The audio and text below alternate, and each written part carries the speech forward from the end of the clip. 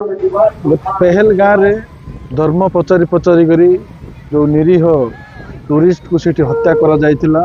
तार प्रतिशोध नहीं भारत वर्ष रे यशस्वी प्रधानमंत्री प्रथमे कूटनैतिक स्तर रे एवं परे ऑपरेशन सिंदूर ना रे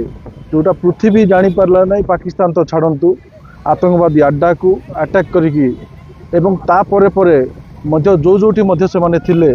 निपात करिवा पई भारत चेष्टा करी ऑपरेशन सिंदूर जबरदस्त सक्सेस होईची और से माने भी जो अटैक करथिले ताको जो प्रकार डिफ्यूज करा होईची पूरा विश्व चकित हो जाइए भारत वर्षर युद्धर पराक्रम को एवं योजना को से आज भारत वर्ष सारा ऑपरेशन सिंदूर को प्रत्येक घरे घरे पहुँचाई आज प्रशासन माध्यम तिरंगा यात्रा आज नवरंगपुर अनुष्ठित होची और निश्चित भाव में भारतर युद्ध कौशल गत महाभारत रे एवं रामायण जमती थिला ताठू मध्य अधिक भल होईची विश्व मध्य प्रशंसा करची एवं भारतीय जवान मानकर जो सैन्य बाहिनी जवान मानकर मनोबल वृद्धि पाई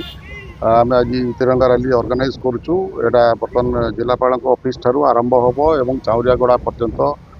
ये रैली जीव बहुत लोग से आमको जनसाधारण आमर पुलिस फोर्सेस भी अच्छा पब्लिक भी बहुत पार्टिसिपेट कर समस्त को धन्यवाद दूसरी जो मैंने रैली रे आसिक पार्टिसिपेट करिसेंती एवं मो समस्त को एवं पुलिस प्रशासन तरफ आमर जो सैन्य बाहिनी रे जो जवान माने आमर सीमा रे काम कर मनोबल वृद्धि हो एवं से वीरत्व एवं पराक्रम यही भाव में आगू देखते